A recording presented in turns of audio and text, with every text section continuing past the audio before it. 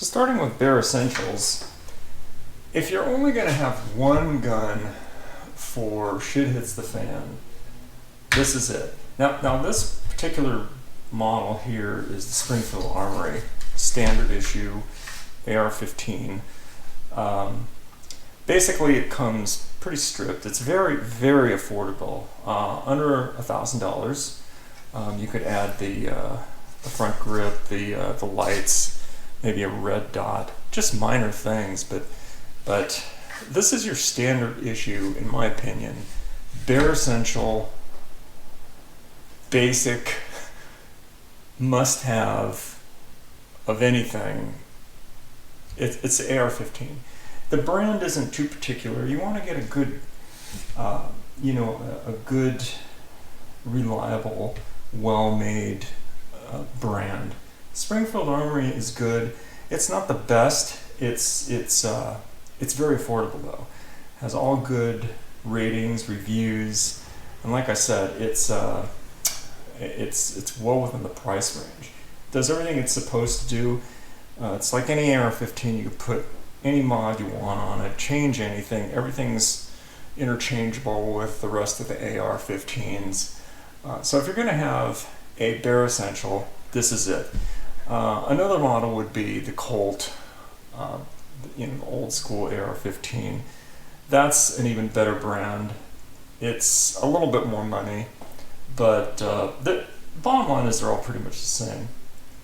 AR-15, that's mandatory. It's must-have. You have to have at least one, preferably two, based on your budget. AR-15s. All parts are interchangeable. Again, as far as the ammo is concerned, anything from a 223 to some exotic 5.56 armor piercing, they all run through every AR-15. That's all interchangeable. They'll take both. The guns are extremely reliable, powerful, and versatile. So if you only have to have one gun, period, this is the one to have. Shit hits the fan in that context. Two would be probably better. So that's the basic. That's the must-have. And the next one we'll go on to, my next fave would be the 12-gauge shotgun. That's another must. So number two on the quote-unquote must-haves, but number two, this would be a 12-gauge. Any 12-gauge is good, but preferably a tactical type 12-gauge is really that should go in in the arsenal too for shit hits the fan. I mean, you gotta have a 12-gauge. They'll shoot the buckshot, they'll shoot slugs, they'll shoot the weaker rounds too, but for shit hits the fan. May I suggest the Benelli M4? This is really the gold standard, the Benelli M4. Benelli M4 is standard, not in this version, but the basic gun is the same. Standard U.S. Marine version shotgun.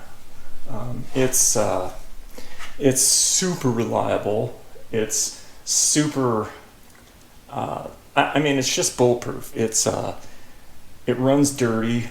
I mean, obviously it's for the Marines. It's got to pass the test for firing when not so clean, firing under adverse conditions, etc.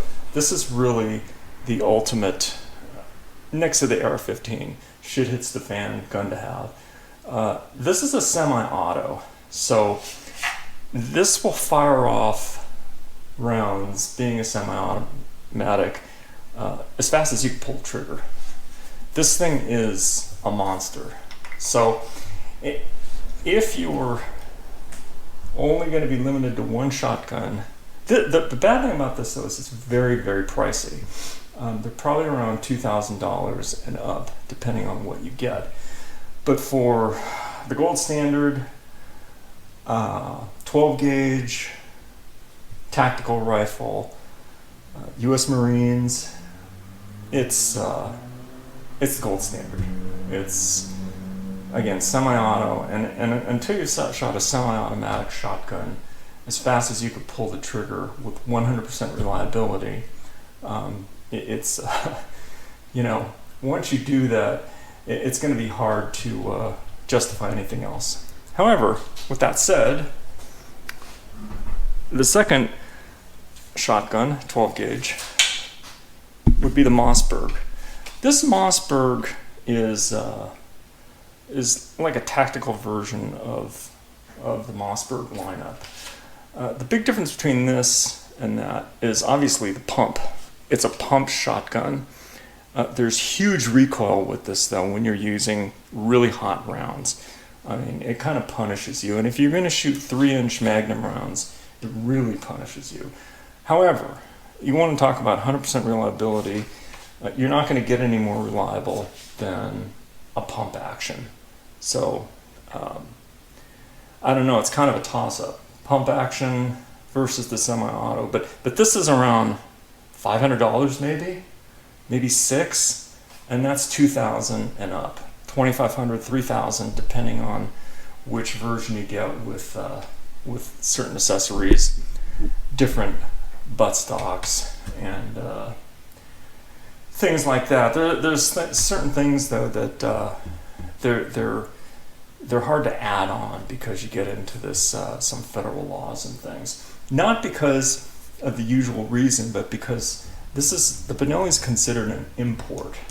So on import guns, they have a lot of weird rules, but you can still buy all of them with the collapsible stock, and well, it's adjustable stock, not collapsible. This is a shortened solid stock, so this is legal anywhere. Anyway, little things, a few add-ons that you can always put: the red dot, the shell carriers, which you have on both, the lights. But for shotguns, yeah, these are pretty much your first choice right here, and that covers the shotguns.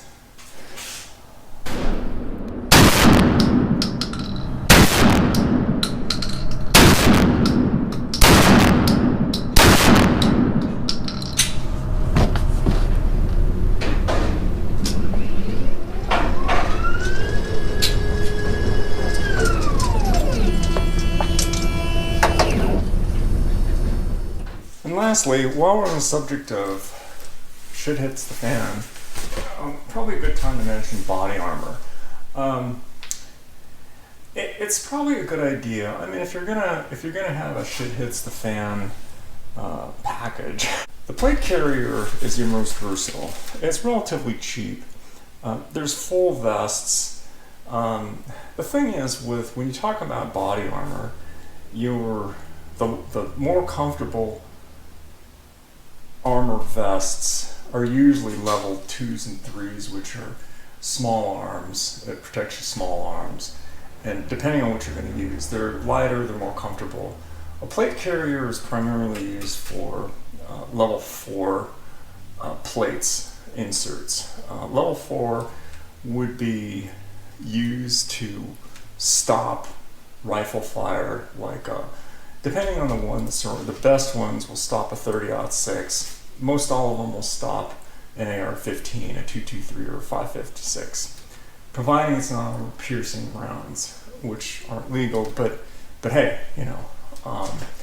Anyway, the ceramic versus steel. Ceramic L4, level 4, is really the best, but it's really expensive, and they have a shelf life, oddly enough. So they're ceramic, and they're a little lighter, well, maybe a lot lighter, but they're still heavy.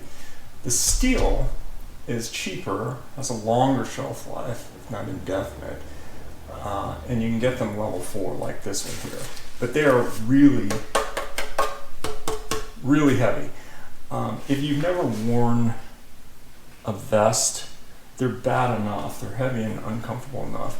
But if you get a level 4 with steel plate inserts for, AR-15 type protection, they're super heavy. I don't know how much each plate. There's 2 plates, one front, one back, and I think they're like 8 pounds a plate, which doesn't sound like a huge amount, but you know, resting on your shoulders like that, it's pretty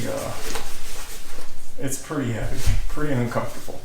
But anyway, while you're talking shit hits the fan, it's probably a good idea to talk body armor too. Why not, right? The cost is probably you can get something like this.